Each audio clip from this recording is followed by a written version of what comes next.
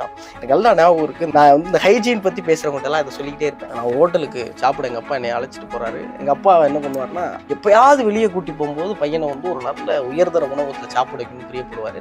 அப்போ நானும் எங்கள் அப்பா உட்காந்து சாப்பிட்டுட்டு இருக்கோம். கிளாஸில் தண்ணி ஊற்றிருந்தாங்க. அப்போ நான் என்ன பண்ணுறேன், அதை எடுத்து அண்ணாக்க குடிக்கிறேன். ஏன்னா அப்படி தான் எங்கள் வீட்டில் பழைய கொடுத்துருக்காங்க. அப்போ எங்கள் அப்பா சொல்கிறாரு, டே கிளாஸில் வந்து வாய் வச்சு கொடுத்துருக்காங்க. அப்பா யார் வாய் வச்சு கொடுத்துருப்பாங்க. நான் ரொம்ப அறிவாளித்தனமாக சொன்னேன். அடுத்து வந்து நூடுல்ஸ் அன்னைக்கு சொல்லியிருக்கிறோம். நான் போக்கு சாப்பிட்டு எங்கள் அப்பா கையை பிடிச்சார். ஸ்பூன் வீட்டில் இருந்து கொண்டாந்தியான்னு கேட்டார்.